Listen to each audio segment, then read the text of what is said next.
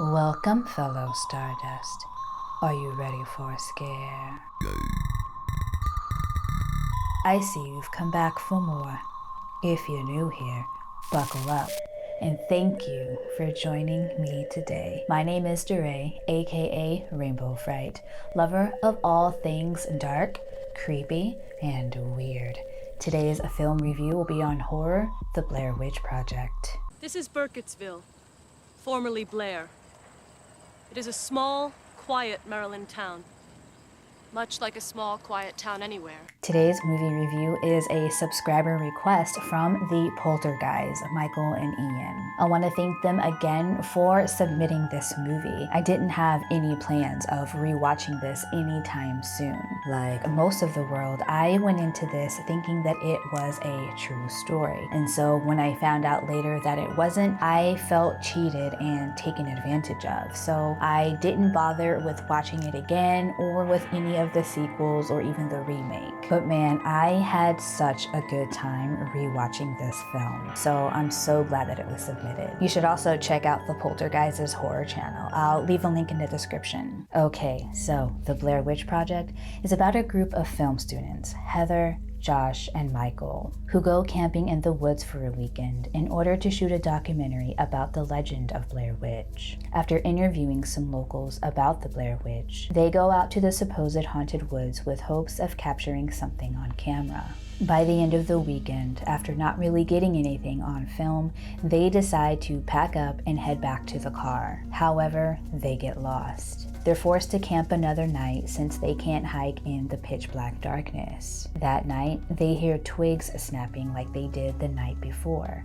But this time, when they wake up in the morning, they find rock formations surrounding their tent. Soon after this, Heather tells the already distraught group that she has lost the map, only to find out a few minutes later that Michael had actually thrown the map into the river out of frustration. Everyone gets upset and they start to get physical with each other. After calming down, using a compass, they decide that going south is their best bet. On their hike, they come across stick figures that are hanging from trees. Heather, this entire time, despite her concerns of being lost and the guys' anger toward her, she makes sure to capture every moment. The guys are tired and hungry and are completely over the whole idea of filming and just want her to stop. Forced to camp yet another night, they hear more strange noises, along with the sound of children laughing. When their tent is suddenly shaken, they run out and hide in the woods for the rest of the night. When they return to their camp the next morning, all of their stuff has been thrown around and Josh's equipment is covered in slime. As they continue their hike, they come across the same landmark they were at the previous day. Confused, they have no idea how they walked south all day, just to end up where they were the previous day. Once again, it gets dark and the group sets up camp.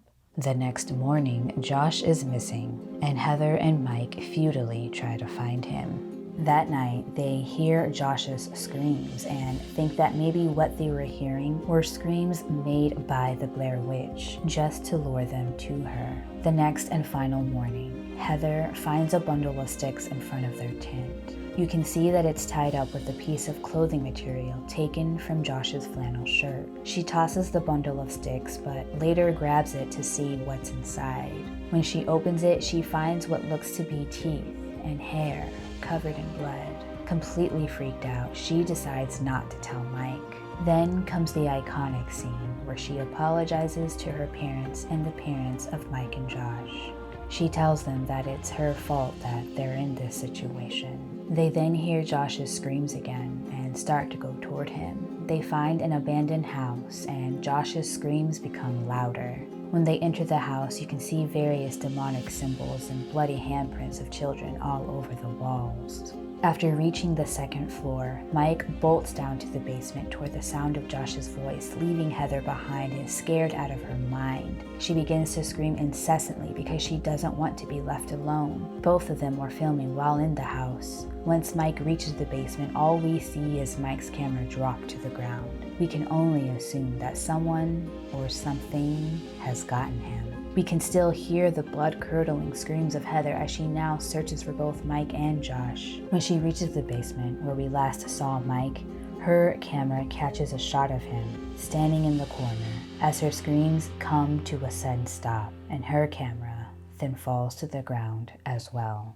Going into this film, we already know that we are about to watch the found footage left behind by 3 filmmakers who have gone missing while shooting Heather's project. Already knowing this, when we see the 3 filmmakers on camera, our mind begins to race, trying to figure out what their last moment on camera is going to be. If equipment and film is left behind by filmmakers who were trying to document a witch, we already know it's about to go down. The writer-directors Daniel Myrick and Eduardo Sanchez didn't even know what the ending of the film was going to be until just a few days before principal photography. They gave the actors a 35-page outline on the mythology of Blair Witch along with the screenplay without dialogue because they were expected to improvise most of it. The movie begins with them getting their gear ready for their weekend adventure. In Burkittsville, Maryland, they interview some locals about the Blair Witch and the haunted woods that she stays in. Some of these folks were actors and some of them were actually locals. Heather, Josh, and Michael didn't know either way. During these interviews, they hear a few different stories.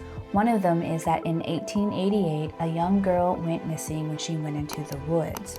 When she returned 3 days later, she spoke of a woman whose feet didn't touch the ground. Another story was about a man named Rustin Parr who lived in the woods. He would kill children in his basement in pairs while one stood facing the corner.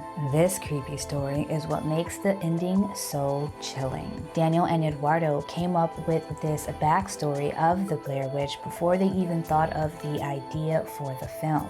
They toyed around with different ideas, but they really wanted to play on the reality aspect of horror mixed with a little bit of supernatural. Movies like The Shining and The Exorcist were inspirations for them. They were going for a psychological horror, and you know how much I like psychological horrors. Daniel and Eduardo put a casting call in backstage, and they let actors know that this was going to be an improvised feature located in the woods. When people showed up to the audition, there was a note on the door letting them know that they would be dragged through hell and that it was going to be really grueling. Initially, the directors wanted 3 males for the film, but when Heather auditioned, they were blown away and made her the lead who was in charge of a 2-man crew. Heather was also given the freedom to essentially create her own character and to come up with a plan to shoot a documentary. She was shown a bunch of different documentaries on dark topics to help her come up with a film to shoot and a persona to create. What makes this even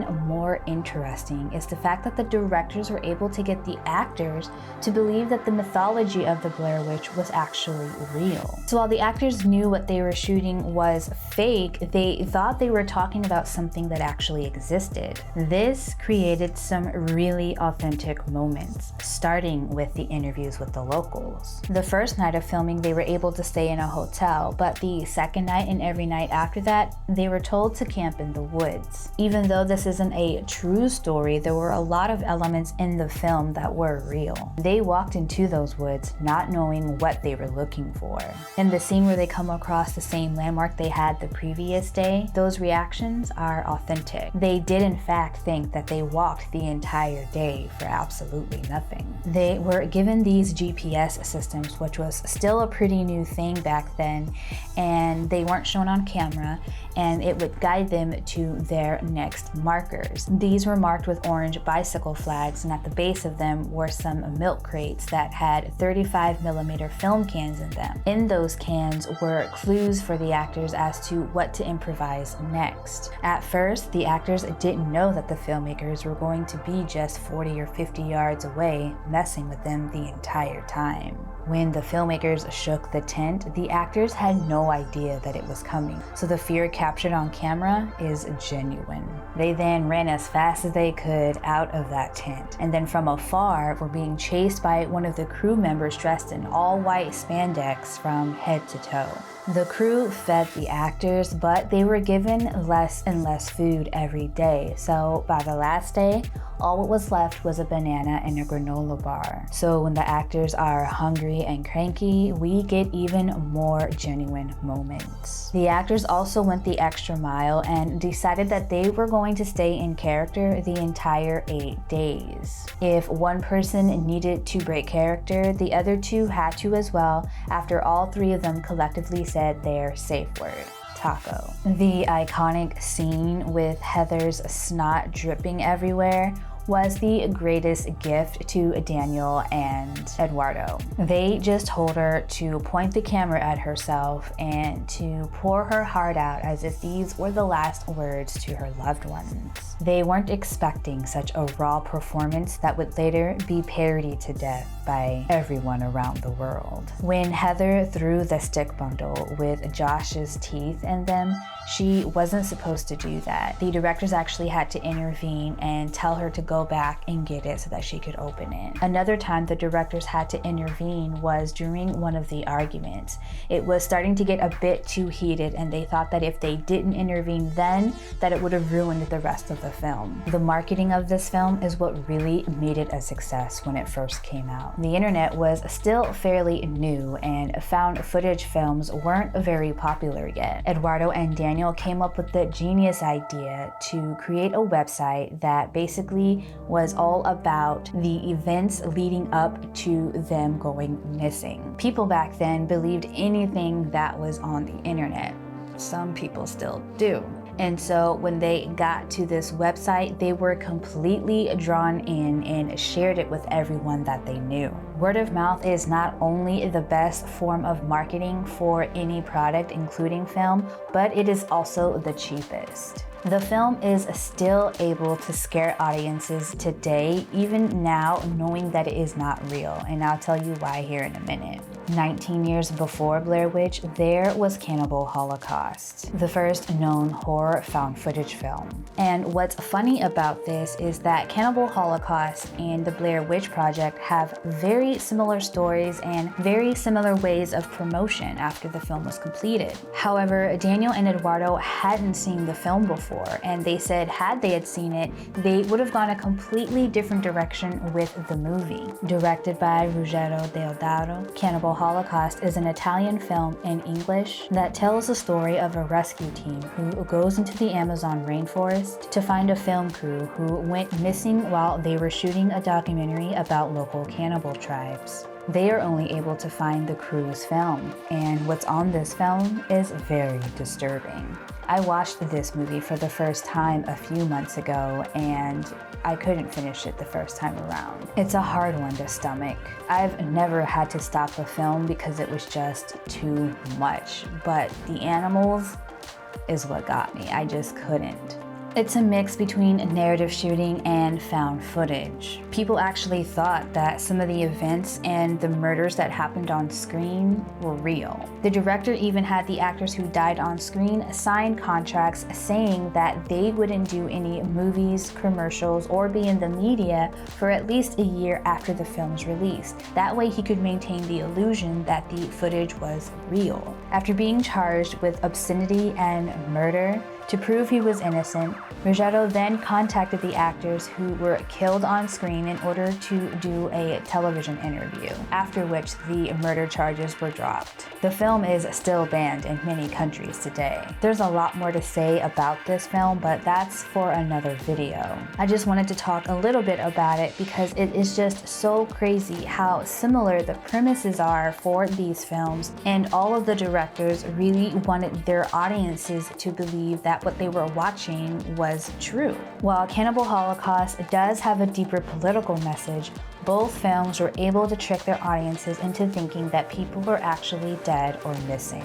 People even wrote the parents of the actors in Blair Witch, giving them their condolences. The website for Blair Witch had interviews with actors who were dressed as investigators and police officers discussing the disappearance of Heather, Michael, and Josh.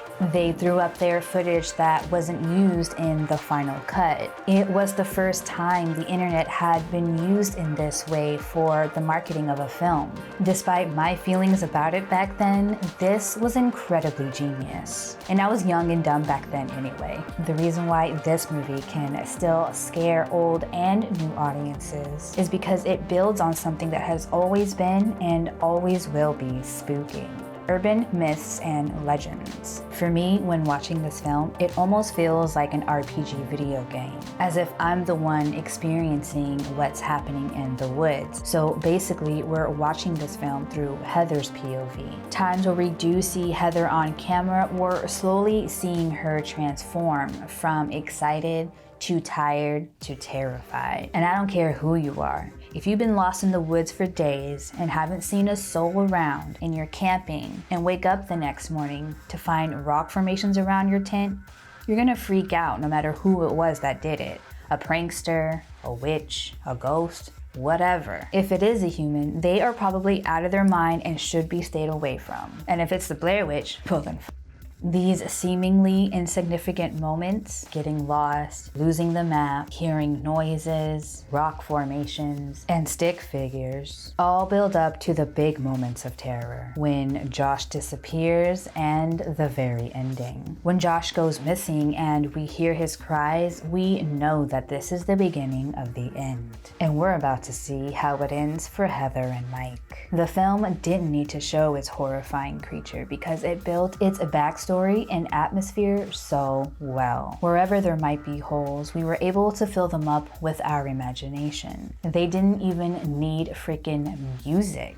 Now for me, when it comes to creatures being hidden or shown, I can go either way. But if they don't end up showing us the creature, they better immerse us in a world where our imagination can run wild. And while I might have been put off by the hoax back then, there were a lot of people who were actually upset to find out that they were alive and well. They either really wanted the story to be true, or they were upset to have gotten so sad over something that didn't happen. Whatever. But the actors weren't always treated nicely when it was found out that they were actually okay. As talented as Heather is, she had a hard time finding work after this, as well as Josh and Michael. Luckily, Josh was able to still have a pretty steady acting career, but it wasn't without a lot of pushback. Heather wishes that she didn't use her real name in the film. She thinks that this is one of the big reasons why it was hard for her to get any other acting roles. She eventually retired from acting in 2008 and became a medical marijuana grower. Gotham published her book Grow Girl, which details her experiences in growing marijuana. It's also rumored that she is writing and producing a sitcom on her experiences called The High Country. This groundbreaking film paved the way for other found footage horror films like Poughkeepsie Tapes, Wreck, Cloverfield, VHS, Paranormal Activity, Afflicted, The Sacrament, Unfriended, and so many more. All it needed was an urban legend and the small possibility that it could be true. Not one thing about this film needed to be changed. When Artisan bought the distribution rights after it premiered at Sundance, they decided to shoot 4 alternate endings. They felt that the original ending left audiences too confused. So they shot 4 different endings, but decided that none of them worked better than the original. So they kept it, and thank goodness. It was just too perfect after hearing the story of Rustin Parr in the beginning of the film. I gladly give this masterpiece 5 rainbow skulls. Thank you again for joining me today, Stardust. I'll be back this Saturday with another episode of True Crime and Nails, and I'll be back next week with another horror film review. So if you haven't already, go ahead and hop on the Rainbow Fright freight train and hit that subscribe button along with the notification bell. That way you'll get notified every time I upload a new video. I'll see you next time. Peace.